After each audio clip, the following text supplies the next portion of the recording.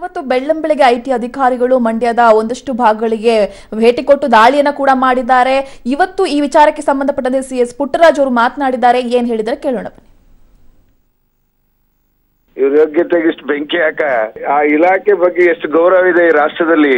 ಯಾವನೋ ಈ ಇಲಾಖೆ ಮುಖ್ಯಸ್ಥ ಒಬ್ಬ ಬಿಜೆಪಿ ಏಜೆಂಟ್ ತರ ಕೆಲಸ ಮಾಡ್ತಾ ಇದ್ದಾನಲ್ಲ, ಇವ್ನಿಗೆ ಏನ್ ಹೇಳ್ಬೇಕು ಅಂತ ನನಗೆ ಅರ್ಥ ಆಯ್ತಾ ಇಲ್ಲ ಸರ್. ಕೋಳಿ ಅಂಗಡಿಗಳ ಮೇಲೆ, ಚಿಲ್ಲರೆ ಅಂಗಡಿಗಳ ಮೇಲೆ ನಿನ್ನೆ ರಾಜ್ಯದ ಮುಖ್ಯಮಂತ್ರಿಗಳ ಜೊತೆ ನಮ್ಮ ಪಕ್ಷದ ಸೀನಿಯರ್ ಲೀಡರ್ ಆ ಭಾಗದ ಜಿಲ್ಲಾ ಪಂಚಾಯತ್ ಸದಸ್ಯರು ಮೆರವಣಿಗೆಯಲ್ಲಿ ಬಂದ್ರು ಅಂತ ಹೇಳಿ 5:15ಗೆ ಮನೆ ನುಗ್ಗಿಸುತ್ತಾರಲ್ಲ, ಇವ್ನಿಗೇನೋ ಮಾನ ಮರ್ಯಾದೆ ಇದೆಯಾ ಸರ್? ಅಯ್ಯೋ ದೇವ್ರೆ, ಐಟಿ ಇಲಾಖೆಗೆ ಇಡೀ ದೇಶದಲ್ಲಿ ಅದರದೇ ಆದಂತ ಒಂದು ಗೌರವ ಘನತೆ ಉಳಿಸ್ಕೊಂಡ್ ಬಂದಿದೆ. ಇವನ್ನೇನೋ ಈ ಬಿಜೆಪಿ ಅವರು ಗವರ್ನರ್ ಮಾಡ್ತೀನಿ ರಿಟೈರ್ಡ್ ಆದ್ಮೇಲೆ 3 ತಿಂಗಳು ಅಂದ್ಮೇಲೆ ಅಂತ ಹೇಳ್ಬಿಟ್ಟು ಈ ರೀತಿ ಆ ಇಲಾಖೆನ ದುರುಪಯೋಗ ಪಡಿಸ್ಕೊತಾ ಇದಾರಲ್ಲ, ಇವ್ರಿಗೆ ಏನ್ ಹೇಳ್ಬೇಕು? ಅದಕ್ಕೆ ಹೇಳೋದು, ಕಾವೇರಿ ನೀರ್ ತಾನೇ ನಮ್ಮಲ್ಲಿ ಹರಿತಾ ಇರೋದು, ಬಂದಲ್ಲಿ ಬಲೆ ಹಾಕ ಕೇಳಿ ಐಟಿ ಅವ್ರಿಗೆ.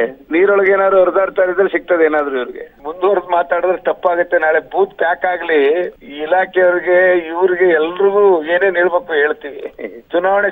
ಚುನಾವಣೆ ಮುಗಿಲಿ ಸರ್, ಚುನಾವಣೆ ಬೂತ್ ಪ್ಯಾಕ್ ಆಗ್ಲಿ, ಇವ್ರು ಯಾವ್ಯಾವ ಪಕ್ಷಪಾತ ವಹಿಸಿ ಕೆಲಸ ಮಾಡ್ತಾ ಇದಾರೆ, ಇವ್ರಿಗೆಲ್ಲ ಏನೇನ್ ಹೇಳ್ಬೇಕು ಹೇಳುವಂತ ಕೆಲಸನ ಮಾಡಿಸ್ತೀವಿ. ಇದೆ ಮಾಡ್ತೀವಿ, ಸುಲಭವಾಗಿ ಬಿಡಕ್ ಆಗೋದಿಲ್ಲ.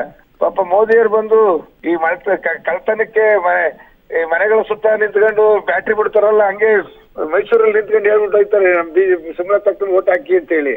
ನೇರವಾಗಿ ನಮ್ಮ ಪಕ್ಷೇತರ ಅಭ್ಯರ್ಥಿಯವರೇ ಯಾರ್ಯಾರು ಮಾಡಿಸ್ಬೇಕು ಅಂತ ಏನ್ ಲೀಸ್ಟ್ ಮಾಡ್ತಾರೋ ಅದ್ರ ಮೇಲೆ ನಡೀತಾ ಇದೆ. ಕೇಂದ್ರ ಸರ್ಕಾರ ನಮ್ಮ ಅಭ್ಯರ್ಥಿ ಇಂಡಿಪೆಂಡೆಂಟ್ ಅಭ್ಯರ್ಥಿ ಇರೋದಲ್ವೇ, ನನ್ನ ಜೀವನದಲ್ಲಿ ನೋಡಿಲ್ಲ. ನನಗೂ 35 ವರ್ಷ ಸರ್ವಿಸ್ ಆಯ್ತು ಸರ್. ನನ್ನ ಜೀವನದಲ್ಲಿ ಈ ತರದ ಈ ಇಲಾಖೆನ ದುರ್ಬಳಕೆ ಮಾಡ್ಕೊಂಡಂತದನ್ನ ನಾವೆಲ್ಲೂ ನೋಡ್ಲಿಲ್ಲ.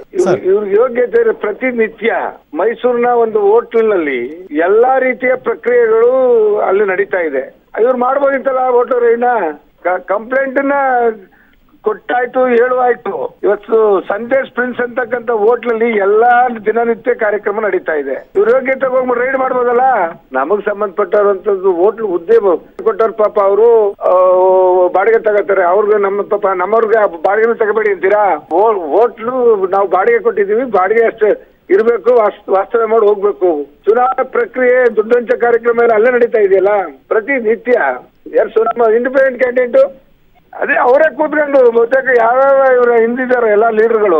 ರಾತ್ರಿ 10:30 11 ಗಂಟೆ ಮೇಲೆ ಶುರು ಆಗುತ್ತೆ ಮೀಟಿಂಗು, ಬೆಳಗ್ಗೆ 3 ಗಂಟೆ ಗಂಟ್ಲು ನಡೆಯುತ್ತೆ. ಅಯ್ಯೋ ಅಲ್ಲಿಗೆ ಯಾಕೆ ಹೋಗಲ್ಲ ಐಟಿಯರು? ಹೋಟ್ಲೆ ನಾವೇ ಹೇಳ್ತಾ ಇದೀವಿ, ನಾವೇ ಬಾಡಿಗೆ ತಗೊಂಡು ಹೋಟ್ಲು ಕೊಟ್ಟಿದೀವಿ, ಪುಷ್ಕಟೆ ಕೊಟ್ಟಿಲ್ಲ ಅವ್ರಿಗೆ. ಅಲ್ಲೆಲ್ಲ ಪ್ರಕ್ರಿಯೆ ನಡೀತಾ ಇದೆ. ನಾವೇ ಹೇಳ್ತಾ ಇದೀವಿ ಹೋಟ್ಲ್ ಓನರ್ ಆಗಿ ನೀವು ಇನ್ನು ಬರ್ಲಿಲ್ವಲ್ಲ ಐಟಿಯರು ಅಂತ ಅಷ್ಟೇ ಬೇಜಾರು. ಹೌದು, ಯಾಕೆ ಪಕ್ಷಪಾತ ಮಾಡ್ತೀರಿ?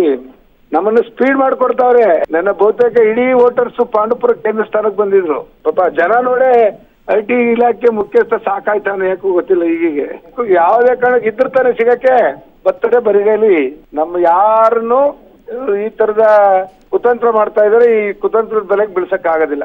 ಆ ತಲೆ ಕೆಡ್ಸ್ಗಳಾಗತ್ತೆ. ಇವ್ರಿಗೆ ಕಾಮನ್ ಆಗಿ ಹೋಗೋದು ಐಟಿ ಇಲಾಖೆ ಇದ್ರೆ ಭಯ ನೋಡ್ಕ ಹೋಗ ಆಯ್ತು ನಡೆ ಅಂತ ಅನ್ನೋ ಮಟ್ಟಕ್ಕೆ ಬಂದ್ಬಿಟ್ಟಾರ ನಮ್ ಜನ.